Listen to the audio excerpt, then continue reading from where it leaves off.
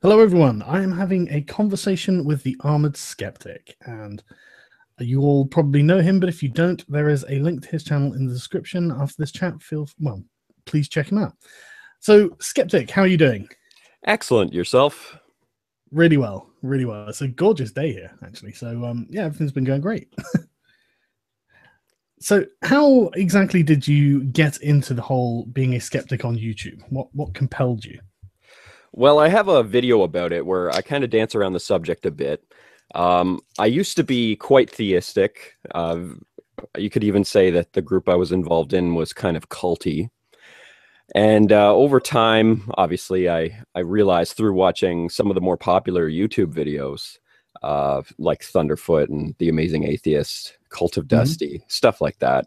I started realizing that it's not only okay to question that stuff, but it's okay to not believe it as well.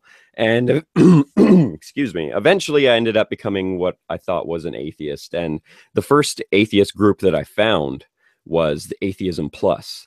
And they spouted ideas like equality and social rights and everything like that. And I thought that sounded great. And then I didn't realize until being in that group for about 6 months or so, and after they doxed me and publicly humiliated me, that it too was kind of a religion, almost like a cult. Sorry, just to clarify, that we're talking about Atheism Plus here, right? Yes, correct. And they doxed you and harassed you. Correct, yes. Jesus Christ, these people. Sorry, I've heard that sort of story from so many people regarding the, I guess we'll term social justice warriors, that I don't know why I'm surprised. I don't know why I'm surprised. Well, I Sorry, didn't realize how much power these people had until one day my boss at work asked me about these accusations of me being a rapist. And that came completely out of left field because I have literally only had sex with 3 people in my entire life, and they were the pushy ones. So, anyways, that is. I mean, you were at work and your boss was just like, "So you rapist then?" yeah, kind of. Yeah, so he brought me in his Sorry to office. hear that, man. Yeah, he threatened to fire me, and I said I literally have never heard anything about this. So I looked into it and realized that I had been doxxed, and all these people said that because I had questioned some of their ideas, not like the thesis of their concepts, but just one or two little key ideas in whatever blogs they've written, that must mean that I'm a terrible human being. And I noticed that there was a pattern of this. Anybody who questioned even the smallest faction of some of the bigger names in the group would end up getting harassed for not agreeing with things that they said. So I started to realize that being an atheist doesn't mean being a skeptic. In fact, most atheists aren't skeptics. So I kind of adopted this idea where I put on, I mean, I've got metaphorical armor up now. So every idea that's ever come to me, I think about before I jump on board with it. And that's kind of how I came to it. And I actually ended up creating this account, the Armored Skeptic account, to kind of combat some of these atheism plusers. And that's not exactly the direction that this channel ended up going in. I didn't realize I would end up so popular. So I ended up just doing some fun stuff instead. That's really interesting, actually. I had no idea that there was so much to it. I just assumed that you'd been someone who had, just had a lot of experience of religious types in your day-to-day life and were just sick of their shit. Yeah, actually, most of my interactions with super religious types were online. Like I said, though, I was part of kind of a cult, but there aren't a lot of local members. Most of the members are actually in the United States, and most of the correspondence is over the internet for that as well. Right. Okay. Well, can I ask you about this cult? That sounds interesting. Yeah, it's kind of a cult. They don't really have a name or anything. They just call themselves Messianic Jews. They're people who believe that both the Old Testament and the New Testament are valid. And they cherry pick a lot less than normal Christians do. Right. But they still don't go as far as to stone and things like that. But they still do animal sacrifices and Some of them actually live in the mountains in like the Ozarks to avoid society, live in off-grid communities so that they can, follow their belief system without being oppressed. And some of these people take it to absolute extremes. But the leader of the group is the actual only blood-born Jewish person that's in the entire cult. Wow, this is quite a surprise. Okay, that's and I mean, what was it like? What were they like? They're actually really nice people, just extremely deluded. What did they believe? Well, they believe that they have to grow beards because the Bible says not to cut the corners of your beard. They believe that I can support that. Yeah, me too. That's the one thing that I held after I left. But yeah, and they believe that they're supposed to observe the real Sabbath, which is sun down. Oh, am I right? Sundown on Friday to sun up on. Oh, what is it? Yeah, sundown on Friday to sundown on Saturday is the Sabbath, I believe. And they follow the cycles of the moon. Kind of most of it's actually just kind of innocent stuff. But the overall theme of the cult, though, was to remove yourself from the world. So anything that was entertaining, like movies or music and stuff like that, we couldn't have any part of. Basically, we end up becoming very mentally detached from society and from culture as a whole. Right. Okay, that's really interesting. I mean, there are a lot of historical precedents for that sort of thing. Used to get in early Christianity. Used to get these people called the Stylites, who would literally go and climb a pillar in the desert and sit there for years. It was a really bizarre thing. Yeah, like I think Saint Simeon was one. That's a pretty extreme example, but I think Christians. Yeah, Christians have always had kind of a persecution complex. And I mean, for the most part, they were right over history. The Romans and the Greeks and the Jews and all sorts of groups absolutely loathed them and wanted to have absolutely nothing to do with them. So they kind of developed this persecution complex, and they'd live in communities of their own so they could avoid persecution. But after the religion became popularized by the Romans, it was kind of hard to develop this persecution complex anymore. But then, nowadays in modern society, it's a free idea society, and I think the persecution complex is starting to come back in a big way now.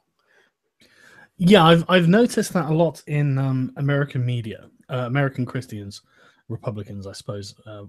Most accurately, they definitely seem to think that there is a war against Christians. Oh, Fox News certainly perpetuates that. Yeah, and obviously, it's very advantageous for Fox News to drum up the fear. But the thing is, I mean, I suppose you could make that argument if you were heavily religious, and then suddenly everyone was like, "Well, gay people should get married." I mean, that I can see why they would think that was abhorrent, because they are heavily religious, and it's a dictate from God that's a bad thing. So, and all of society kind of seems, I suppose a large part of society seems kind of geared against them personally almost.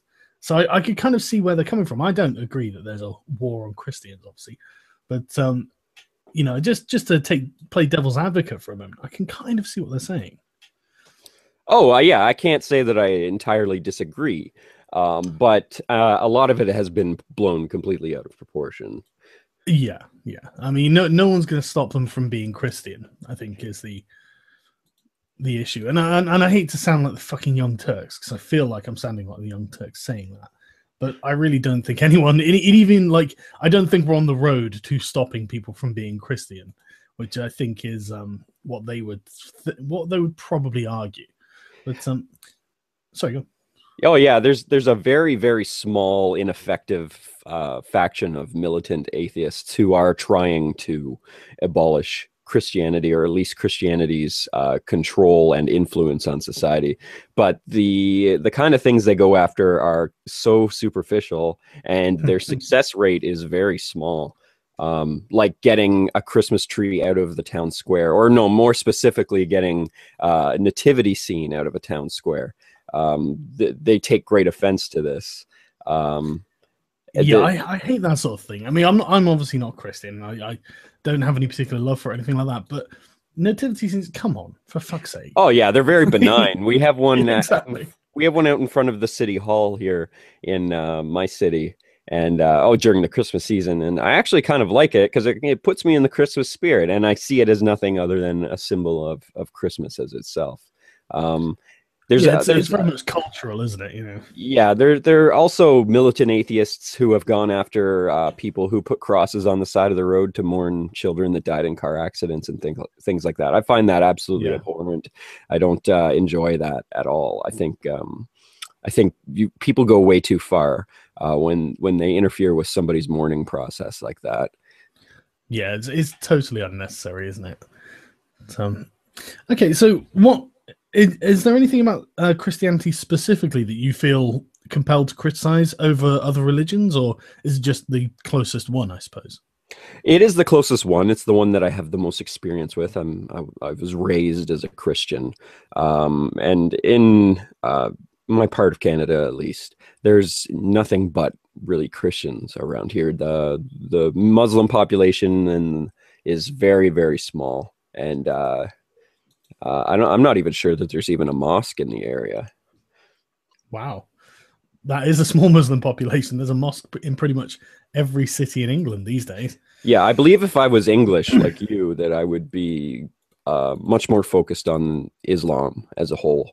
I don't know as much about it because I have less experience with it. Well, it's basically... I personally think that Islam is informed by a lot of Christian apocrypha. In the sort of 4th century, you had various councils that basically codified the Bible. You probably know all this, but they codified the Bible, and a lot of stuff kind of got pushed outside of the Roman Empire, which Arabia is, outside of the Roman Empire, but very close to it. And so you've got interesting things in the Quran. Now, in chat, feel free to correct me if I'm wrong, but because I'm just pulling this off the top of my head, and I haven't read anything about the Quran for quite some time, because I haven't needed to. But I'm pretty sure that one of the main things that the Muslims think is that Jesus didn't die on the cross. Now, correct. I think they did a body swap.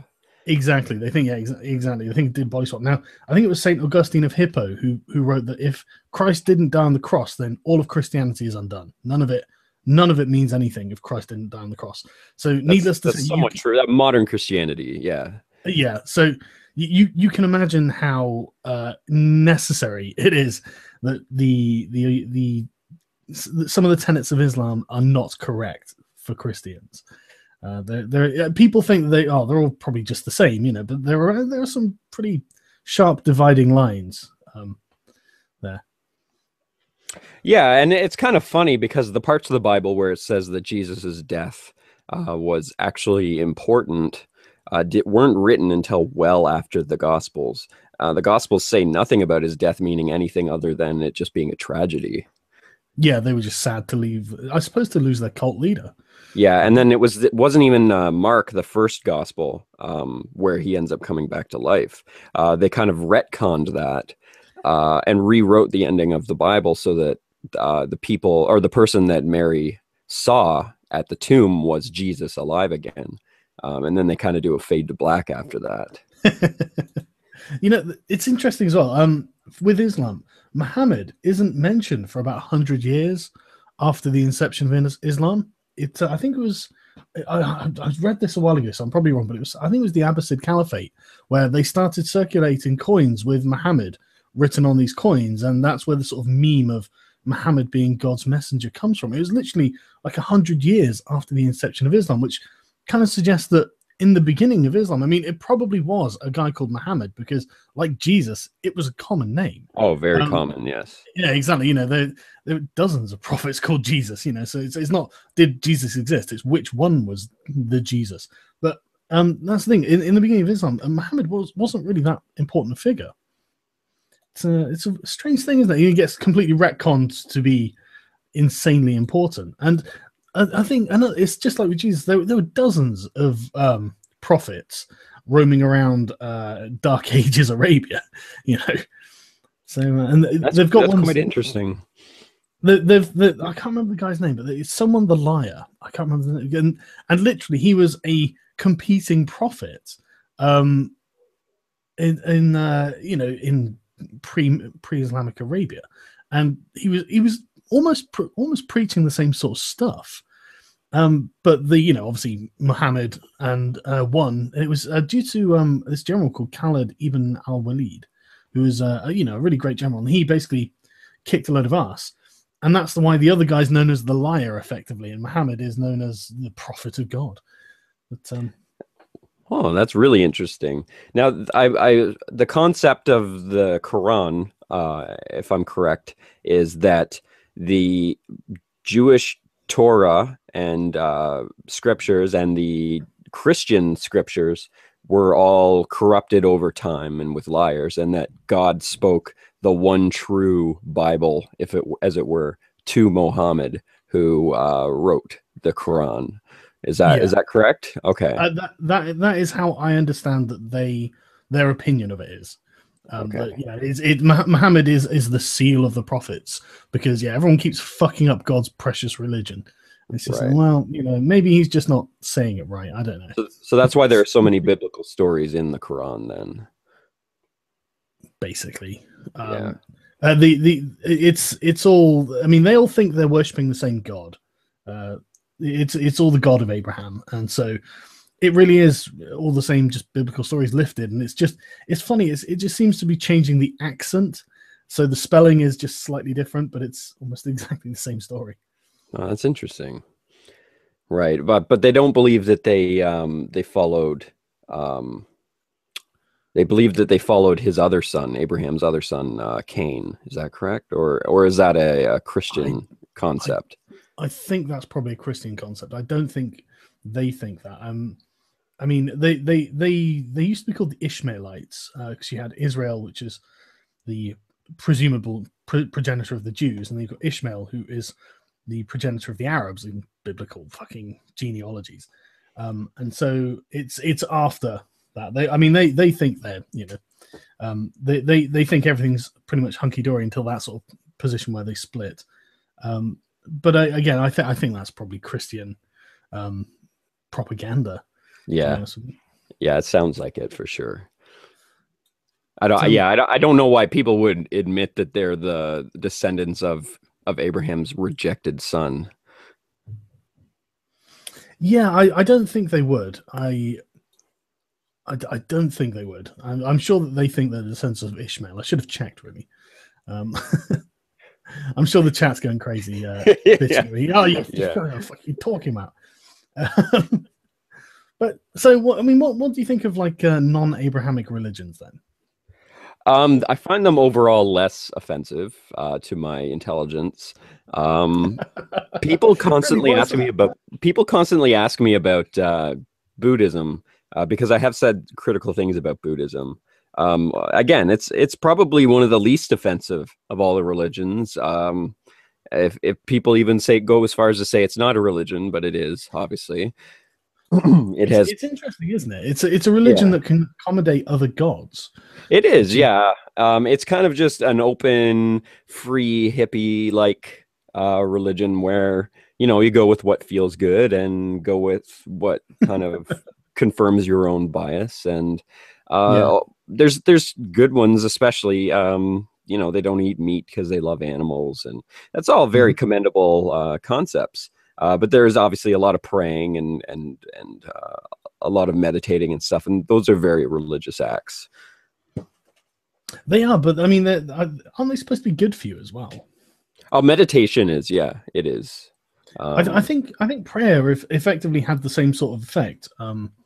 You'd get people who would spend a lot of time praying, and I imagine it's probably the same sort of thing, really, isn't it? I mean, what's the difference? No, I suppose you're correct. I suppose they'd have about the same effect. Yeah.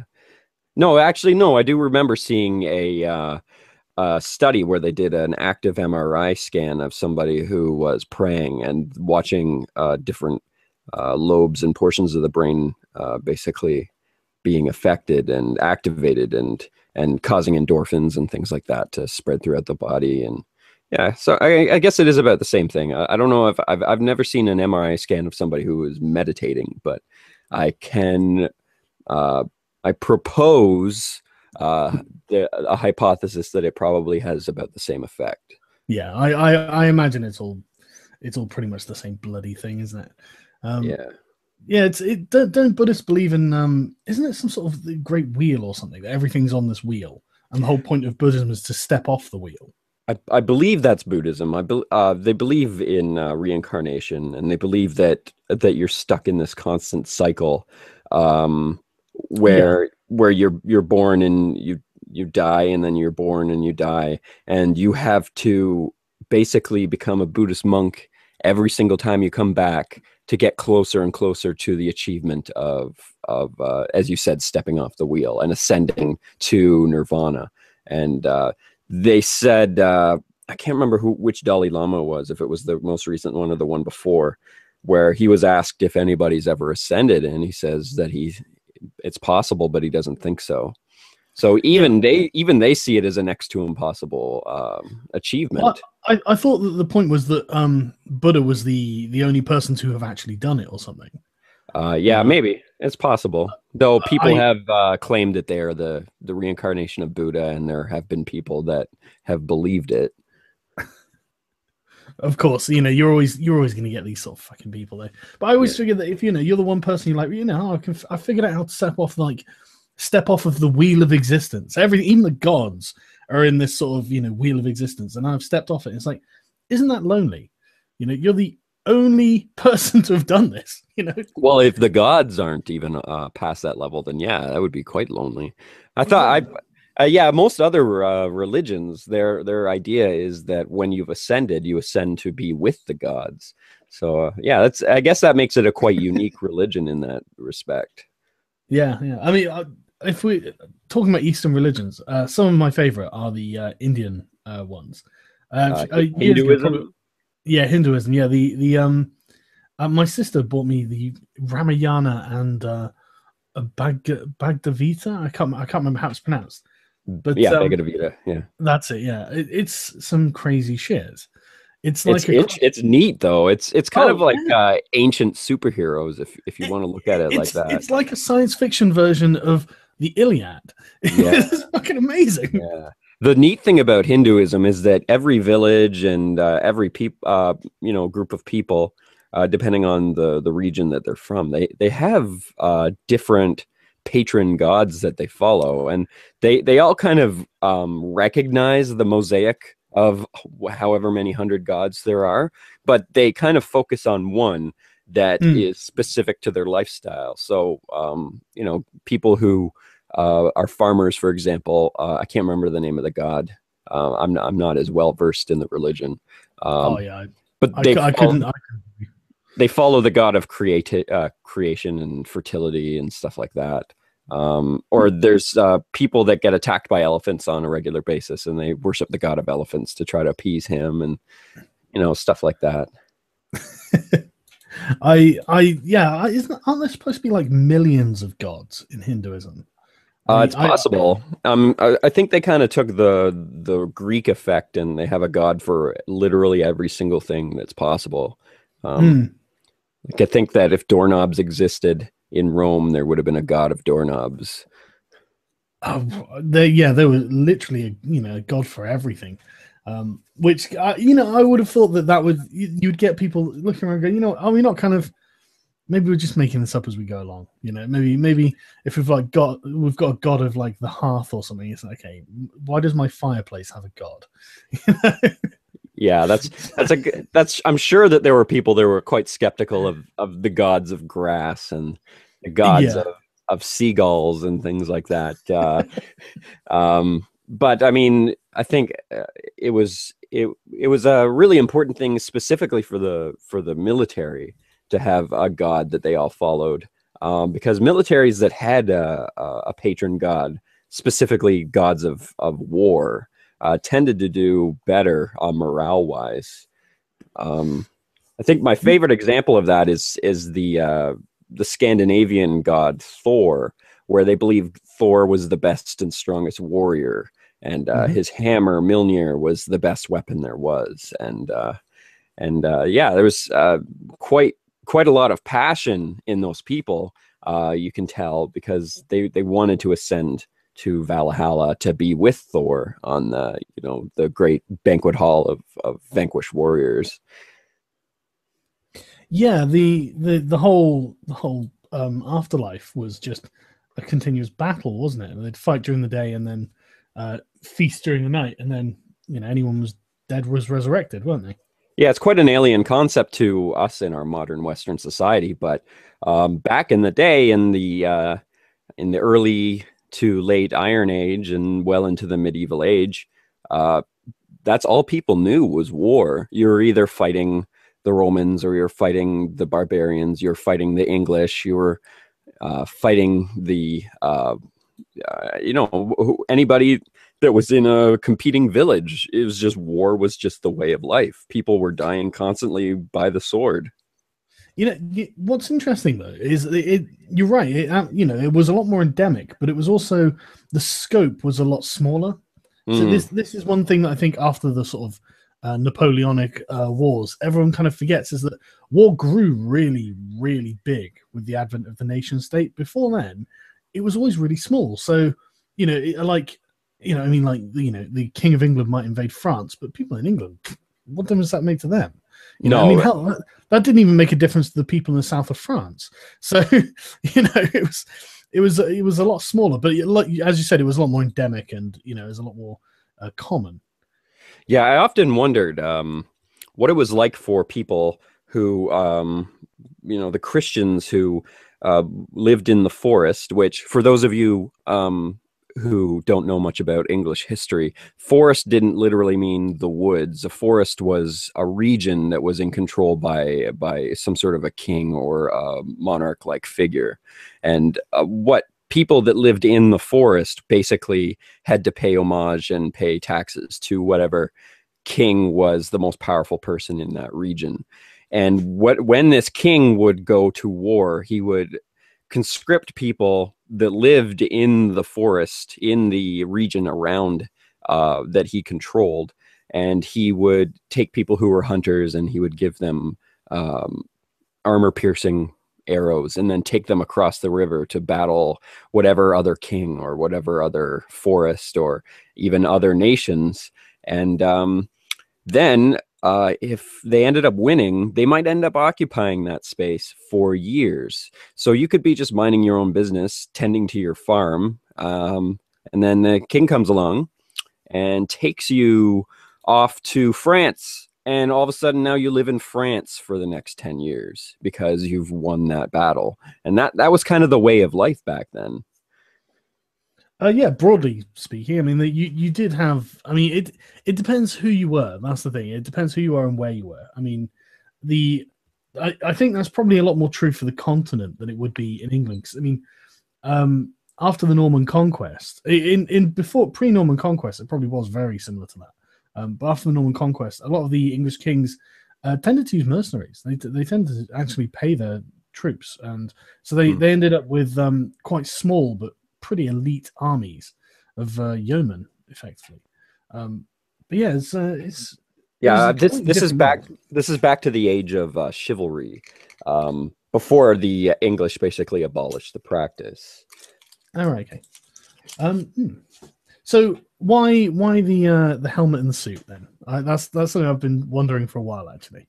Okay, well, there are people online that have been nicknamed White Knights for blindly defending people who hold popular opinions and clearly show that they have no faculties of their own to be skeptical. And there's very derogatory uses of the term white knight, but I kind of just saw it as somebody who didn't think things through. So I wanted to portray myself as a black knight, and I thought, well, that's kind of cliche. So I thought, okay, I'll be a black tie knight then. And So that name was already taken. So I just kind of came up with a bunch of names until I found one that wasn't already taken. But I'm kind of a medieval geek. I'm really big into the 17th century specifically, when gunpowder had basically been employed in the battlefield, but people were still wearing armor, and people were still jousting and things like that. And I'm really big into jousting specifically. One thing that a lot of people don't realize with early gunpowder and armor is that the early guns didn't actually penetrate well-made armor, did they? No, the earliest handheld guns were basically a tube with flint at the end. And then the early cannons were, they must have been extremely dangerous to use. But they had more luck of taking down somebody in armor. But you're right, they didn't end up penetrating armor. It wasn't until well after the War of Roses, which I think I could be wrong, but it's the first historical war that's been recorded that has use of gunpowder in it in the West. And anyways, it wasn't until well after that the rifle technology improved to the point where it not only penetrated the armor, but it would make the breastplate almost explode on somebody's chest. And then they ended up employing larger, thicker armor for people, and it became so heavy that knights just refused to wear it. Some of them would wear a chest piece, but for the most part, they just refused to wear it. Yeah, I remember seeing a documentary about they were showing basically going through cuirasses, and you'd see them with a dent in, and that was called the proof, which is apparently the proof that it could resist a shot. Right. Right. Just an interesting thing that I remember off the top of my head. So what do you what sort of, is it just like medieval or late medieval Europe that you're mostly interested in then? Yeah, I'm big into jousting specifically, and jousting was always popular, even in the chainmail era. But it was more deadly back then. It was less of a sport and more of a showcase of who was the deadliest knight. But then eventually, I mean, people who were allies would kill each other for sport in front of crowds of people during peacetime. And it was because, like I said before, that's all they knew was war. If they weren't fighting the French or if they weren't fighting the Germans, they were fighting each other. All they wanted to do was put their blade through somebody else's chest. That was their entire purpose in life. It was almost, yeah, it was, I mean, they were raised from birth to be knights. They would be a squire until they reached a certain age, and then they were sworn in as a knight. All they ever knew was steel and blood. This was their life. But eventually, when that kind of practice was turned into more of a friendly sport, it was still pretty dangerous, but way, way less dangerous. They started doing sport jousting, and I've never done it myself, but it's very expensive to do, especially here in Canada. Without doubt, yeah.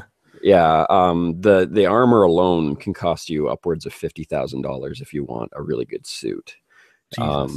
Yeah, and there's a lot of different schools of thought as to which armor is best. Some of the people around here wear stainless steel, but I feel it kind of has a tendency to explode if it's hit correctly. So I kind of like high carbon rolled steel, and that's the really expensive stuff.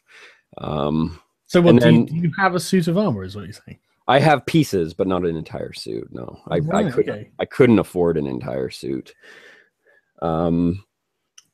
Yeah, and then but King Henry, I think he was really big into jousting, and he wanted his entire life to joust, and his father wouldn't allow him. And then as soon as Daddy died, he had the armorers build him a suit. And there's a lot of history to suggest that he had new suits of armor built constantly.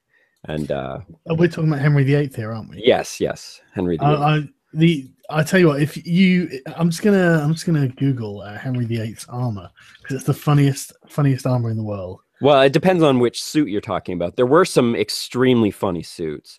Sorry, go ahead. Yeah, the one of the one of the most famous ones. I'm just going to do a screen share quickly, so you can see it, because it's not that there's anything wrong with the armor or anything like that. It's just got a massive cod piece. Oh yes, yes. You want an arrow to deflect off of that spot first, for sure. I just it's so come on, Henry. That's come on, quite mate. funny. That was one of his later armors, but you see as time progressed, the stomach area got bigger and bigger and bigger over time. And you can't really blame him, because a king was expected to eat bread and beer and meat, basically. If you have the option. Yeah. Oh, yeah. So everyone else is scrawny and starving, and you're fat and happy. Yeah, and diabetic. Don't forget diabetic. Yeah. So Henry VIII did enjoy his jousting, didn't he? Yeah, he went really overboard with it. He iconicized some of his contemporaries, like what was his name? Not Maximus. I'm trying to remember his name now. There was Holy Roman Emperor. No, I'm trying to remember. It was a German. He ended up actually gifting. Henry with a suit of armor, and it's one of his funnier suits, because the face was actually supposed to be his. Oh man, I feel like an idiot for not remembering the name. But he had his own face basically engraved on the helmet, and then he gave it to Henry, and it has like a mustache and glasses on it and horns, and it's very flamboyant, and it's quite hilarious. But I'm sure Henry would have been quite excited to see that. I actually Maximilian the First. Yeah, no, Maximilian. That's right. Yes, correct. Yeah, no, I think he was probably a Holy Roman Emperor. Oh, okay. So yes. A German emperor, basically. Now, Maximilian had some impressive armor. Some of the pieces are some of the more unique pieces that there are. I'm not really sure how practical it would have been as jousting armor, but it had really interesting lines on it, and the helmet that he wore was definitely one of the more iconic pieces. And Henry, he was one of Henry's heroes growing up, one of his icons for sure. So I'm sure Henry would have been very excited to get this armor from him, and would have worn Maximilian's face on his own face quite proudly at first, until he, came into his own and wanted to become more famous for being Henry the Jouster. Yeah, I tell you, that's honestly, it's awesome. And what I love about this, I mean, it can't have been brilliant to have been ruled by these people, but to look at them in retrospect is hilarious, I think. Oh yeah, they're quite hilarious characters, and it'd be nice to go back in time just to observe their behavior. I'm sure that we would gut bust laugh at some of the things they would say and do, but you're right. Having to live under these people's rule, I'm sure, was absolutely terrible. Well, you know what? There's it's kind of a double-edged sword, I suppose, because on the plus side, they probably didn't really give a shit what you did. No, that's the other side. You pay whatever amount of taxes you have to pay, and then they probably fuck off and leave you alone. It's not like governments today where they're legislating every tiny aspect of your life. So they're just, they might ride through your village with a horde of knights, and like burn everything. But on the plus side, when they weren't doing that, they were probably quite tolerable. But one thing that a lot of people don't realize is that the sort of early tournaments that jousting grew out of were just like mock battles, right? That would kind of take place like in a village or near a village, and like that you just have all these knights fighting. They'd form two teams and fight, but it was a proper fight. People would die in this. It wasn't a battle, but. Yeah, they were peacetime tournaments, and they would basically be mock battles that would end with either surrenders or deaths, and there were most lot people of were deaths. surrendering. Yes, but the deaths were not unusual, and a lot of money could be made from this as well, from ransoming a noble, rich noble. So, but for the average peasant, it must have been a fucking nightmare. Just all these crazed knights fighting in your village. You're like, oh shit, Yeah, but you could see that even later on, that war was just a game to them, and that's what the law of chivalry was all about. Was Mm. knights would only fight knights, but wouldn't kill each other. They would ransom each other, but everybody else would be killing everybody else. So you could tell that there was absolutely no regard for human life. If you weren't a noble, your life meant nothing to them. It was all just part of the game. That's an important point that I think a lot of people again don't remember. If you weren't a noble, you would just be killed. You know, on the Yes. battlefield, they Yes. had no regard for your life whatsoever. And Correct. I wonder how much of it is just linked to just, well, you're not worth any money, because that's the main reason for capturing someone in battle was to get rich. Yeah, exactly. And yeah, oh, I lost my train of thought, but yeah, the every war, they would follow the law of chivalry. Knights would never kill each other. In fact, oh, I remember what I was going to say. There was a very famous battle uh, where a knight ended up getting a sword through the eye slot, and he got a couple more whacks in before he collapsed and fell off his horse. And all the other knights were so upset that a knight died, they ended the battle. All right, no, sorry everyone, we're gonna have to just call it off. Look, someone's been injured. Can if you can believe it. Yeah, they had a funeral for him. All the knights from the opposing sides got together and mourned his death. And I'm sure that there were hundreds of bodies all over the place. Oh no, I know. I realize that your brother just died, but look, there's a knight. He's been injured. Yeah, you're a peasant. Nobody cares. I know, exactly, exactly. See, now that's one of the things in the Hundred Years' War that the kind of drove the French knights so crazy is that the English were primarily peasants, yeomen. They were free men, but they weren't noble. Correct. And that was one of the things. Because everyone always asks, why did they just charge them? That charging them repeatedly. They keep losing battles horribly doing this. And so yeah, but they were really enraged by the English. Right. These fucking upstart peasants have come along and they're just firing arrows like cowards.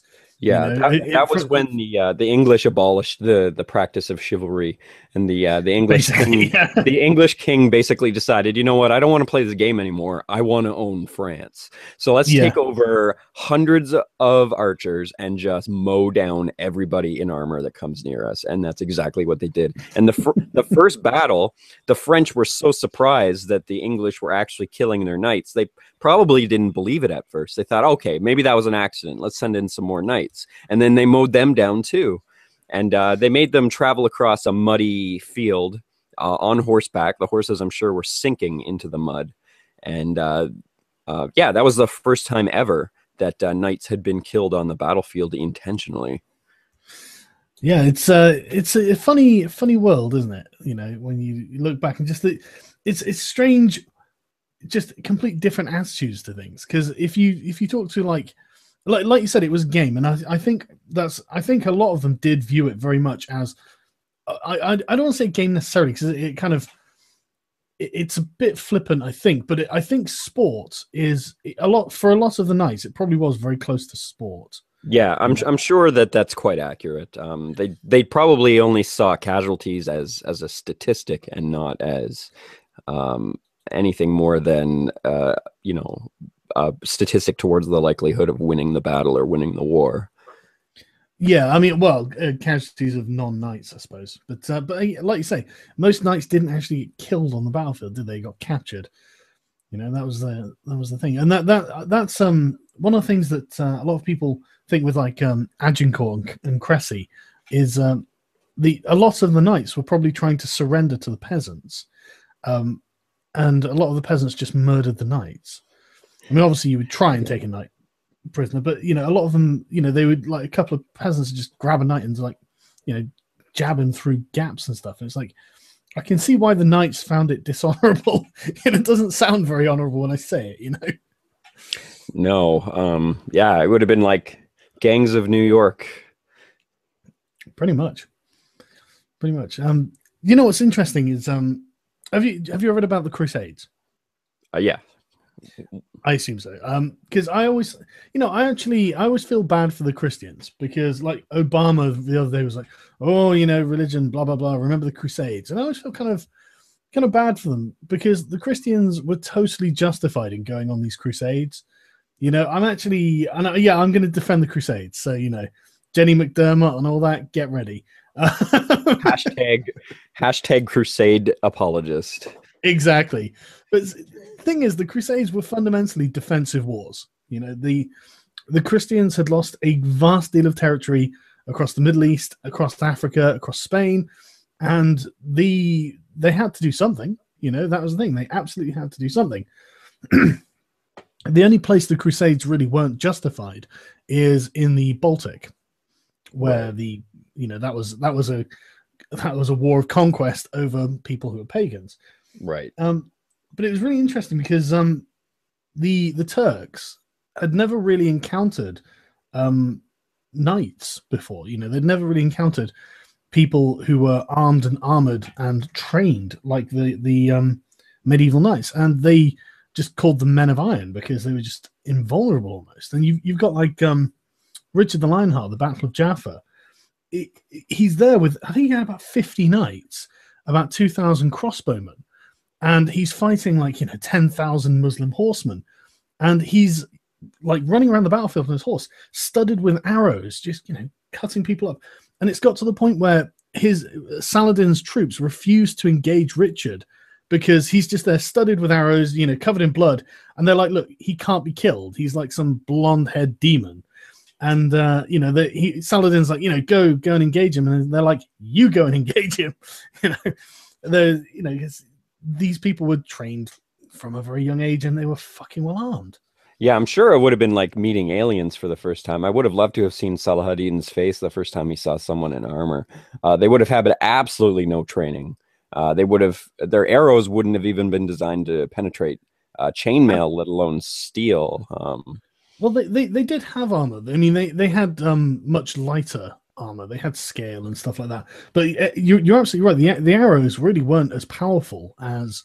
I mean, they didn't really have massive amounts of plate at this time. What they kind of had was chain with a lot of padding underneath. So I tell you what, they must have been baking out in the fucking desert. Oh yeah, actually, but, there's some science to suggest that there would have been a piece of armor called a coat of what was it called? A coat of steel. What did they call plates, is it? Coat of plates. Yes. Now there not a single one has been recovered, but there are statues where you can see hints of a coat of plates underneath. Yeah, I've seen that. And underneath like their jersey. They're like great funeral monuments, aren't they? Yeah, they're lying on the thing, and you can pick it correct. Up, You can see right where the jersey kind of lifts up a bit. You can see some steel plates underneath there, and it would have been much more easy to penetrate than the later breastplates. But again, compared to the weapons that the Muslim armies had at the time, it would have been just impossible to get through. Well, that was the thing. I mean, they just didn't have weapons designed to go through all that. And I mean, the chroniclers at the time literally described the Western Knights and just like pincushions, with arrows just sticking out of them, dozens of arrows sticking out of them. But I just can't imagine the conditions that the actual knights must have been enduring, though. Getting hit by an arrow, even if it doesn't fucking penetrate your armor, it's going to hurt. Oh, yeah. So, a dozen arrows have hit you in the gut, and you're like, okay, that hurts. Stings a bit. Exactly. You must have been pissing with sweat. Oh, yeah. I mean, and the footwear they had back then, there were no soles on their sandals. They were basically just leather wrapped around their feet. Now, sometimes they would have been walking for days at a time across rocky deserts, and then they'd be attacked, and their feet and legs, I'm sure, would have just been in absolute pain before the battle even started. That's the Battle of Hattin. That's actually exactly how the Saladin defeated the Kingdom of Jerusalem. Right. They'd gone away from a water source, and Saladin surrounded them and then just waited them out until they were like, well, we've really got to attack because otherwise we're going to dehydrate and all die. And it was obviously, they were all fucked basically. So yeah, fucking horrible conditions. That you think about it, you Yeah. know. And then you like I'm just thinking my last job where I sit in my office and I enjoy a cup of tea and maybe I'll send an email. It's like shit. Yeah, and a lot of people don't realize that it was more about just the battle for Jerusalem. I'm sure the Battle of Jerusalem, I'm sure, was the end goal. Owning and controlling Jerusalem was extremely important to both sides because both sides see it as the holiest of holy lands. Wow, you know what? The Muslims don't actually. The Muslims they actually don't. It's the third most important city. Oh yeah, that's correct. That's right. Mecca is Mecca the first? Yeah, Mecca and then Medina. Medina, okay. I think Jerusalem, honestly, right? It seems really cynical the way that Islam sort of adopted Jerusalem as an important place because nothing important to Islam happened in Jerusalem. Well, actually, there's no connection even to. There's nothing to suggest that. What's his name? Muhammad himself actually even visited the city. Of course not. He never went anywhere near it. But they said that that's where he is going to return, right? He's going to return. That's why they said he ascended into heaven. It's like, oh, okay. I would believe you, except we know where Muhammad's grave is. Right. So, it just seems like a cynical attempt to sort of cash in on existing fame, Right. But, I mean, maybe that's me being way too cynical. And maybe he did ascend to heaven from Jerusalem and they do have a legitimate claim. I mean, well, the Catholics say the same thing about Mary, but then there's other Catholics that say that they have part of her skeleton. So, you can't really have it both ways. Yeah, exactly. Well, apparently they found the tomb of Jesus, didn't they? Oh, of course they did, yeah. Yeah, no, exactly. So they may well have found the tomb of someone called Jesus. Yes. But this is another interesting thing. The name Jesus is incredibly common, and it's actually the name Joshua, isn't it? Yeah, it's Joshua or Yahshua or Yahushua. Because there was a prophet before that named Joshua. And there's actually this funny thing in one of Paul's writings where they said Jesus ascended the mountain or something like that. I can't think of the exact quote, but if you look at it, he says that Jesus did something that Jesus never did, at least not in the Gospels. But if you look at it, it was something that Joshua had actually done. So that's the proof right there that Jesus, or this person named that we call Jesus today, was actually named Joshua at the time. Well, I mean, without that, and that's interesting. Like you say, Joshua is a figure from the Old Testament, correct? Who Jesus's life resembles greatly. Yeah, it's really not. It's not unsimilar in a lot of ways, and so there's the whole, are we just confusing two characters? But not only that, Paul, mentioning him, he's an interesting guy, because if you look at that was Paul of Tarsus, isn't it, that we're talking about? Mm-hmm. Yeah, the guy who was called Saul, and on the road to Damascus had a vision of Jesus. He never met Jesus, and so no, in fact, it's actually suggested that the Gospels didn't even exist at the time, and that he was just pulling the entire thing out of his ass. I was about to go down that road, because he claims to have seen Jesus in a vision on the road to Damascus, and then he goes to Asia Minor and then to Greece, and the way he describes Jesus is very different to the sort of very earliest. The way he describes Jesus is very different to the Jesus who rushes into the temple and starts whipping the moneylenders. It's the complete opposite. He's a complete pacifist. He's, and Jesus was like, I don't come here to bring peace. I come here to bring the sword. And then Paul of Tarsus gets his hands on the narrative, and suddenly Jesus is a fucking hippie. And it's like, that doesn't make any sense. It makes more sense if Jesus is a revolutionary figure against the Romans, which is a lot more likely, given how they were, you had the Maccabees against the Seleucids and whatnot. Jewish revolts and all this sort of stuff happened after Jesus' lifetime, ending with it was Hadrian, who ended up calling the whole area Palestine and banning Jews from going to Jerusalem and stuff like this. So it's for him to be a wild pacifist who, that would be unlikely and very unusual. Yeah, plus he went to Greece and he went to Rome and to Asia Minor to spread the word of this Jesus that he had created. And he took the word to places where there was already kind of a free market of ideas for gods. They were worshiping new gods all the time, so he thought he would start there. And it wasn't where there weren't Jews. Right. He never spread the word of Jesus to actual Jews.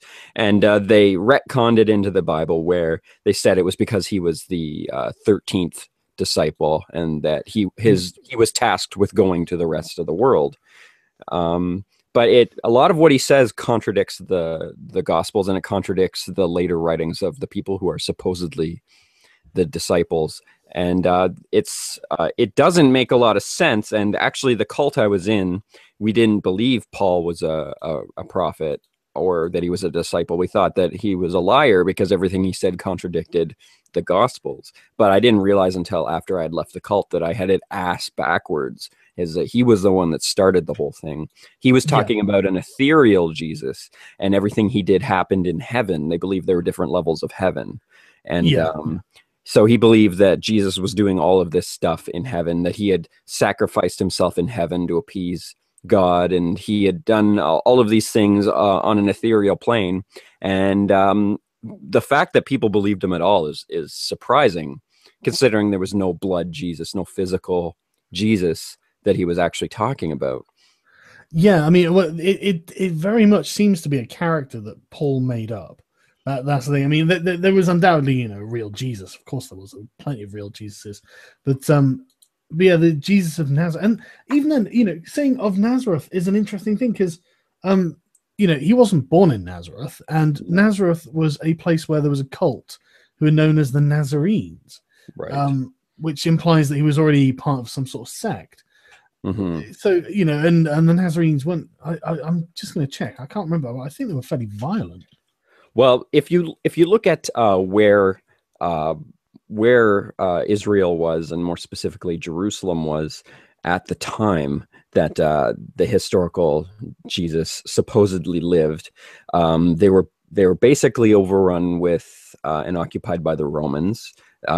They had some religious freedom, but only to a point, and they wanted to be free from Roman rule. And the only person that could do this was a blood descendant of David. And unfortunately, David had no blood descendants. So they said, oh, well, this guy is, this Jesus guy is. And they were, if this person really existed, I'm sure he was used as a way to rally the Jews to the Israelites, more specifically, to press back and run the Romans out so they could have control of their nation again.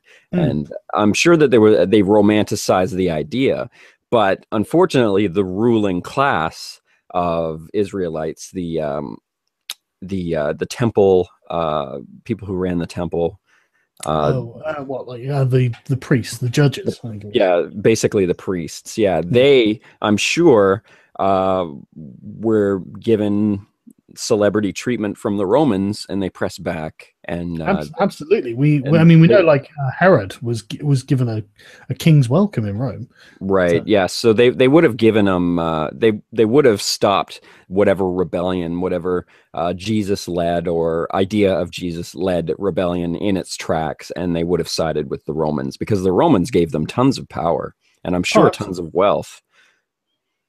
Absolutely. I just checked on Wikipedia. Apparently, Paul of Tarsus is accused of being a ringleader of the Nazarenes. So that's an interesting thing. Maybe I've got it backwards, and the Nazarenes were pacifists. I'm not sure. But it's interesting how he'd be connected to them, though, isn't it? Yeah. It makes sense, though. If you look at the idea of Jesus being started as a roadside tale that spun out of control. If Jesus was of Nazareth, I'm sure that the people who first came up with the idea of Jesus would have been Nazarenes themselves. Yeah, that's a very interesting idea. Because one thing that I always find interesting is the release of Barabbas rather than Jesus. Basically, I wonder if this is where the Muslim apocrypha of Jesus not dying on the cross and being replaced comes from, because you would think the narrative of Barabbas is that he was a murderer, but he was actually a rebel against the Romans. And Barabbas itself is an Aramaic word that means son of the father, which would presumably mean God. Yeah, most names back then had God in it. Exactly. Yeah. And so you've got, but his name was Jesus, son of the Father. And then you've apparently got him side by side with Jesus, the anointed one. And it's just like, fucking, how many people called Jesus are claiming to be the fucking son of God at this point? You know, so he's literally claiming to be the son of God. And he's wildly popular with the crowd. You know, Pontius Pilate's like, oh, which one do you want free? And they're like, give us Barabbas. And it just kind of makes me think that maybe Jesus Christ was the imposter. And everyone was like, well, we want, you know, the other Jesus. But I don't know. It's me, you know, shooting the shit there. But if that Jesus existed at all, the Jesus Christ one, he could have been a compilation of all the other Jesuses, or even all the other figures at the time who were trying to rally the Israelite population to press back against the Romans. Well, that is the most likely thing I would have thought, because you know there were plenty of rebel leaders. But it's kind of hard to find evidence towards that, and you can assume the reason for that is because eventually the Romans adopted Christianity and would have probably scorched the earth of any kind of language that suggested that Rome was anything but the best thing to happen to Christianity. Well, I think first century Romans would have done, but I think fourth century Romans probably wouldn't, because by the time like the Council of Nicaea, I think hadn't they moved to Constantinople at that point? Well, there would have been a capital there, yes. Yeah, I can't remember off the top of my head, but yeah, and I think if you've got people who are heavily Christian, they probably would have. I'm thinking sort of university students in America now. You know, they might see themselves of having committed a sin of some sort. Right. You know, you've got an awful lot of university students these days who are very anti the white supremacist capitalist patriarchy that's imperialist and all this sort of stuff. Mm-hmm. And so, you know, maybe it was I'm not saying exactly the same, obviously, but maybe it was a similar sort of event where they were more critical of Rome. Well, history tends to repeat itself, so I wouldn't be surprised if there was a similar sort of concept behind that. Yeah, I wouldn't either, actually. And you know what I find interesting is analyzing the. I really like looking at the sort of social context of the emergence of religions. I always find it really interesting because they're always very much reacting to the sign of the times. I mean. And I suppose that's probably why these ones, you know, why the most popular ones of their era gained traction or something like that. Because, I mean, if you look at Dark Ages Arabia, it was pre-Islamic Arabia. It was fractious, brutal. You know, there was, I mean, you know, as regressive as I think Islam is, compared to what came before it, it's surprisingly enlightened. And there is a good argument, you know, that Muhammad is actually a forward-thinking and very enlightened man for his time. And for now, that's not true. But for then, that probably was. And so there's a very good, there's a very good chance that, you know, Islam is so militant and imperialist because there's a good chance that people of the time wanted some sort of stable, orderly society that they didn't have to constantly be on guard against, you know. Yeah, desert bandits. You know, they were Islam as we know it today. It appeared in the 7th century. Am I correct? It was 650. Yeah, but modern day Islam is very much a sort of I think 17th, 18th century sort of thing. Islam throughout the ages has been very. I mean, it's not like it is now. You know, that's the thing. It's very much open to science and inquisition and inquiry, and realistically, it had been tolerant of other faiths. You know, so because Islam, it was, you know, one of the things that Islam has always got is an inferiority complex. You can see it when you're reading about how they talk about the people of the book.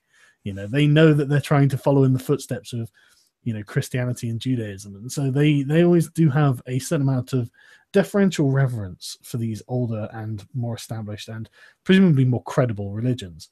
But the thing is, it's more like the sort of the hegemonic nature of Islam. You can tell that there was probably a social need for this sort of thing in Dark Ages Arabia. And then if you look at like Christianity, it's the absolute opposite. The Christianity seems designed to endure the occupation of a hegemonic power.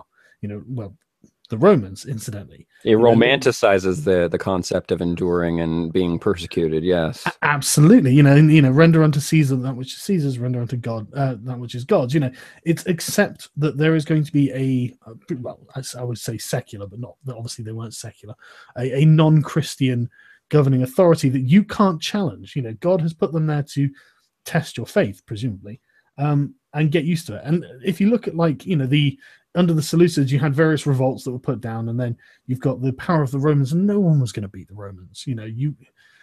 They weren't going to beat the Romans. There was no situation where that was the case. And so, there needed to be a way for the poorest and most subjected of society to endure that. And not even just them, just to, for the Jews, I imagine, to explain to themselves why, if they were the chosen people and, they were God's principal people, why they were being kicked around by these disgusting pagans.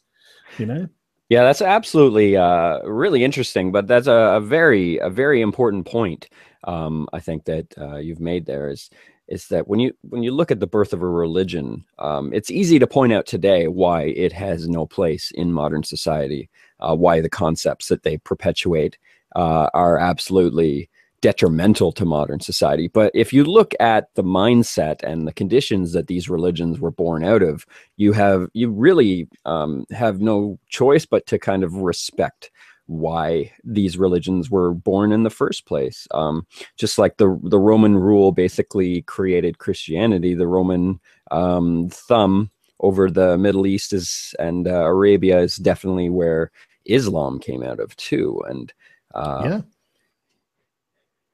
That's an interesting point as well. It's the Eastern Roman Empire very much informed a lot of early Islam, and yeah, you're right. There were proponents of the Christian and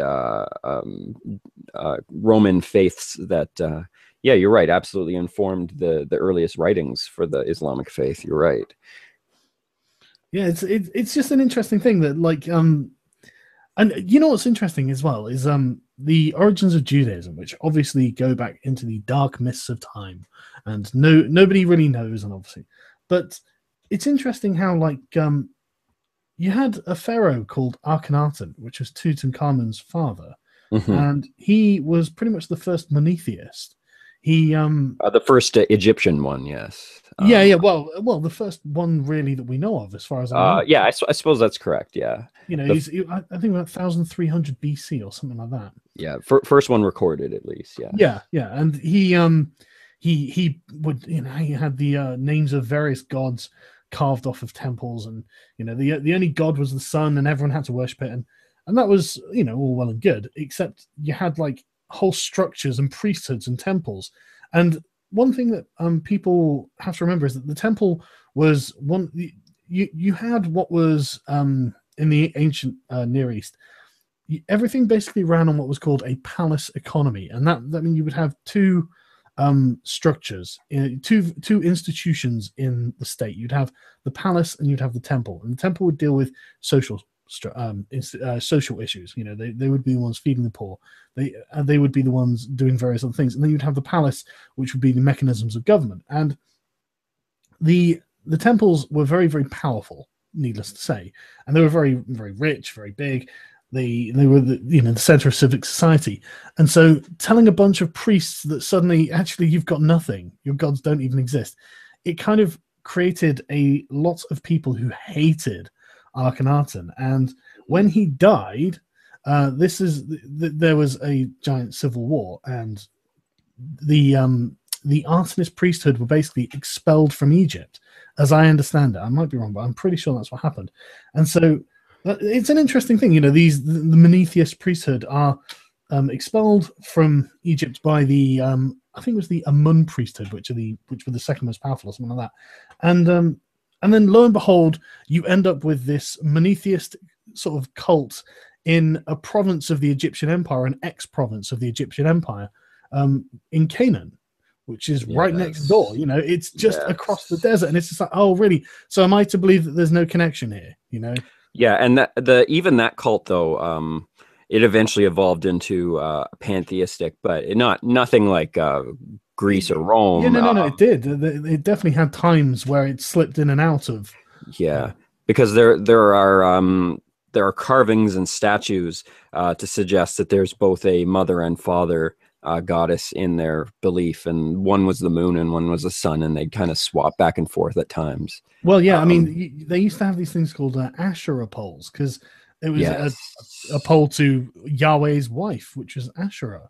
Yes. But obviously there were more, it depended from sort of like, ruler to ruler and age to age. But you did have times where they descended into distinctly pagan sort of religions, and then you'd have, I mean, I can't remember any of them. I can't remember which Jewish sort of prophet we're talking about. But then you'd have, some Jewish prophet coming, oh no, this is against the Lord, and then he'd rabble rouse and kicked out and stuff like that. But yeah, it's an interesting thing, isn't it? Just like you can kind of trace the development of religions. So it's like the actual sort of social development of them. I always find that really interesting. Yeah, and the Islamic faith before the supposed Prophet Muhammad came along and created it, most of the religions, the pagan religions at the time, saw the father as the moon and then the mother as the sun, and they kind of developed into what the Islamic religion uses now as the moon and the star as their symbols. That those are where those symbols were born from, as the moon literally represented their god at the time. Right, okay. I wasn't actually aware of that. I actually thought it was the other way around, to be honest. Oh, well, I can't remember which role was which. If the moon was the mother and the sun was the father, or the other way around. But for some reason, I was thinking it was the moon that was the father and it was the sun that was the mother. It might be. I'm not sure on that one. But someone just tweeted me to say that Judaism wasn't monotheistic until the Babylonian exile, which is probably true. But I think that's to say, like, codified. Yeah, well, Israel had split into separate factions before the Babylonian, and it was I can't remember if it was the North or the South had become pantheistic. Well, the North had been conquered by the Assyrians, and that's where we get the 12 tribes, the 10 lost tribes of Israel from. Israel was the northernmost populated kingdom, and the Assyrians conquered it and just shipped the population or the important people off into slavery. Well, the entire place probably. But yeah, there was a mother. There was a Yahweh had a wife. In the earliest Asherah, correct. And there are, I mean, in the Bible, even it's recorded that that it was people were ordered to destroy their Asherah statues and their Asherah idols. But again, though, that doesn't mean that the entirety of Israelites were pantheistic. It's suggested that even some of the earliest Israelites were monotheistic as well, and it kind of just depended which tribe or which faction of that belief and which part of Israel you lived in, as to whether or not you believed in just one or in a family of gods. Undoubtedly. One of the interesting things as well is that I'm sure you're aware that the Genesis itself, and almost the entire book really, is lifted wholesale from Sumerian myths. What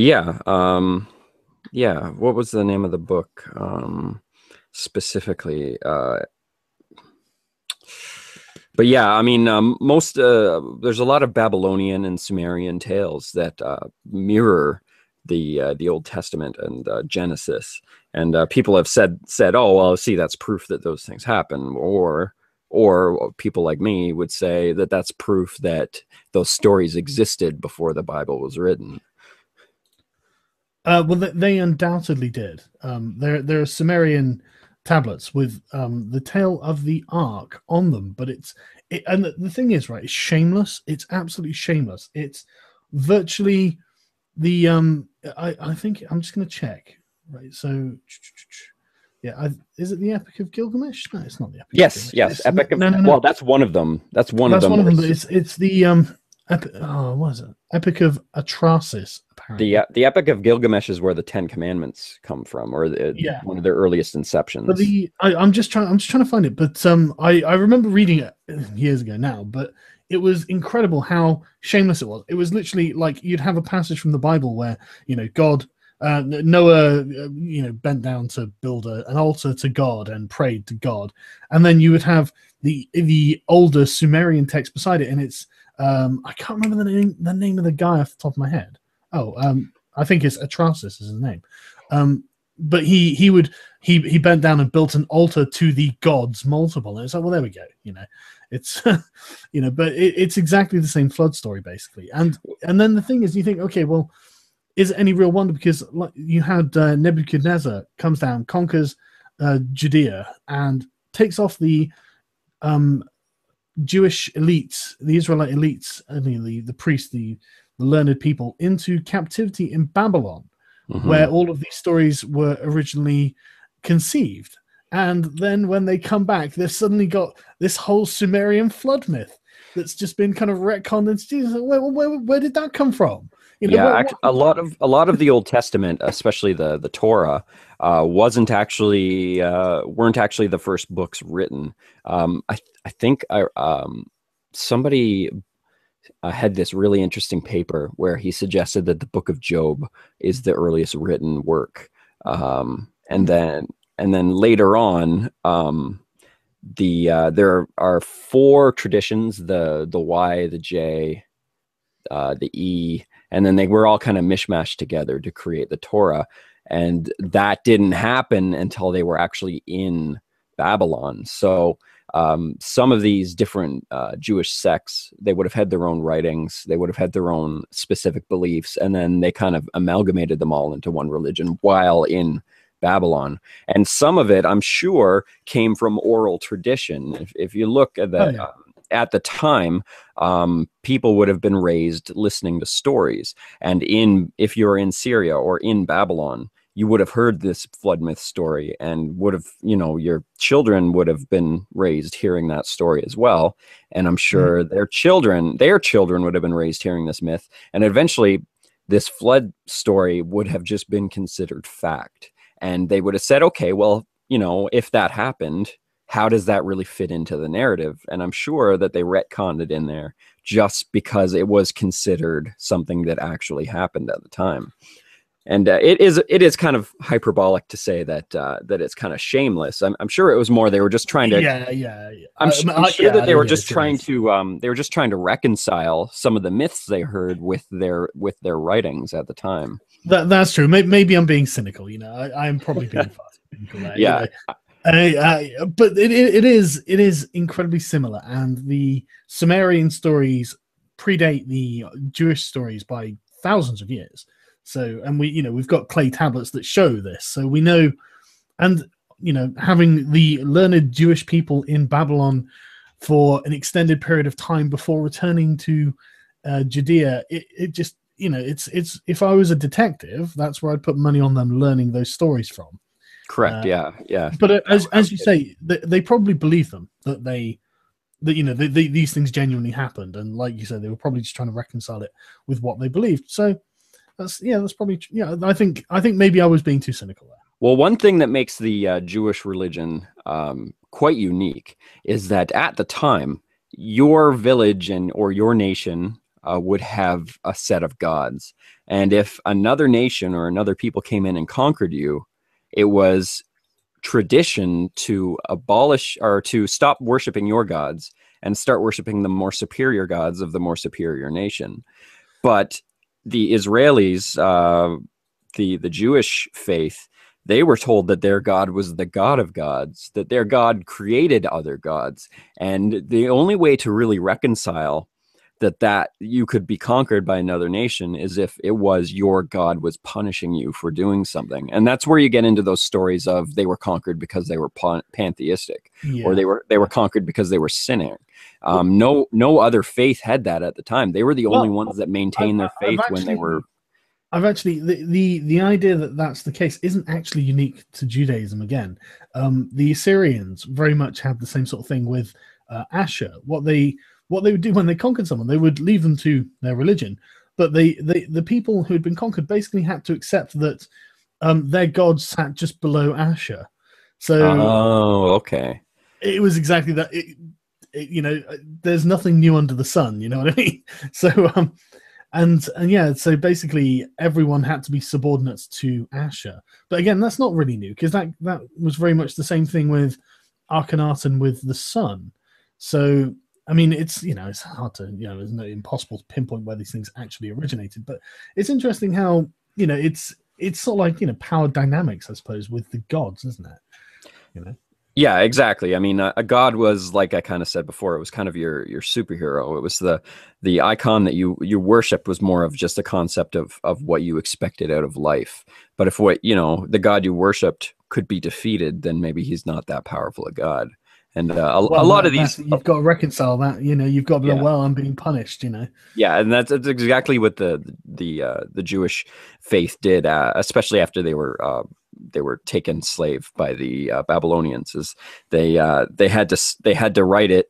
They had to reason that their God was punishing them for doing something wrong, and they certainly maintained their faith when they got out of Babylon in the end. But I mean, it's suggested that their faith was muddied,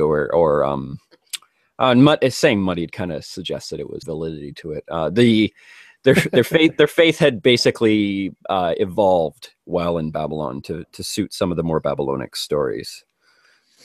Yeah, I definitely think that they adopted quite a lot. And the thing is, I mean, Abraham apparently came from Sumer, so it's not like they didn't have. Yeah, from it's not like I'm sure that nobody actually called Abraham he probably didn't exist. Very few of these people probably actually existed, but yeah, they thought that Abraham came from there, so it's not a surprise that they would treat the information and mythology from that area with such reverence. And I mean, up until like even in the time of like the Romans, really, the ancient East was a very powerful place. It was insanely powerful. I mean, you had like the Assyrian Empire that had been terrorizing everyone for the better part of about 700 years. Mm-hmm. And then straight after that, you have the Babylonians, who just essentially conquered what was the Assyrian Empire. And then you had the Persians, who came down from Iran and then just took the lot. So the East was a very, very powerful place, and it was the home of great empires. So it's no surprise that the Israelites would look at this area and say, well, this is an impressive place. It's absolutely no surprise. Yeah, I'm sure there's some truth to that for sure. Yeah. I was gonna say, when we were talking about Akhenaten, that's talking of worship or leaders that have been terrible to be under. The Akhenaten story is quite interesting, because he didn't just abolish the old temple system, but he ended up uprooting all of his people and walking them out into the desert.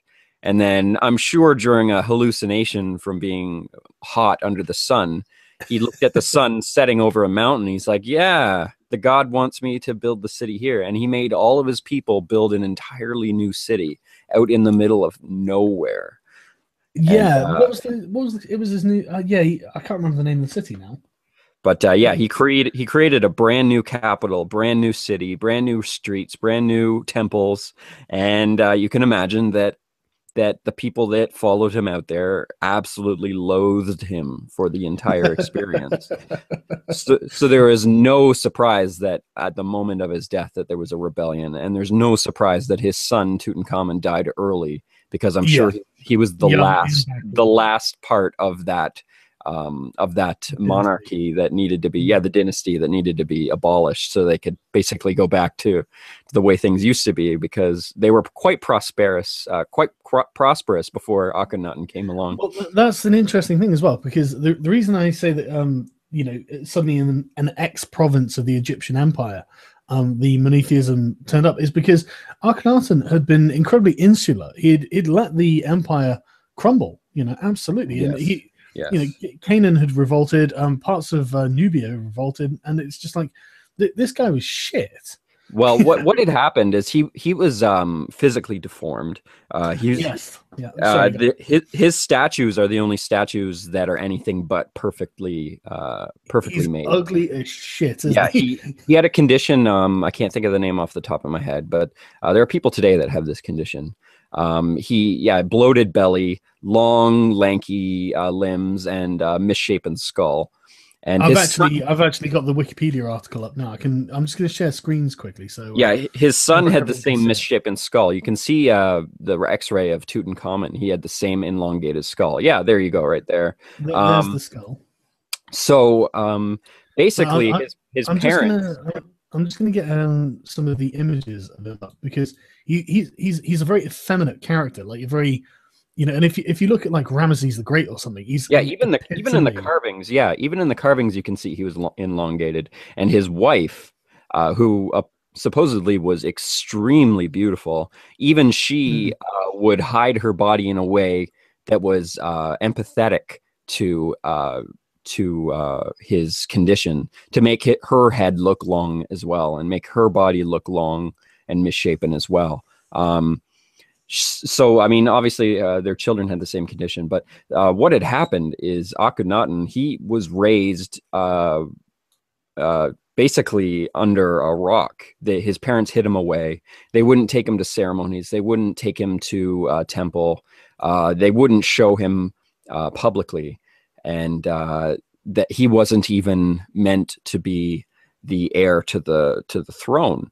And his mother basically manipulated the system to get him in charge. And because he had been raised under a rock and he wasn't allowed to go to temple or ceremonies, he kind of he had a disdain for that whole system, because it represented his father and everything his father believed. So as soon as he got in power, he decided he was going to make his own god that saw him as the greatest thing ever, because he had been raised to believe that the gods of his father hated him.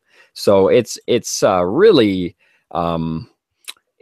interesting to see what somebody who had been raised to basically loathe everything that existed, what they can do with power that they didn't expect to get. And it's a really interesting story. It's really neat, the kind of stuff that happened. And again, no surprise that the moment he died, it was completely uprooted.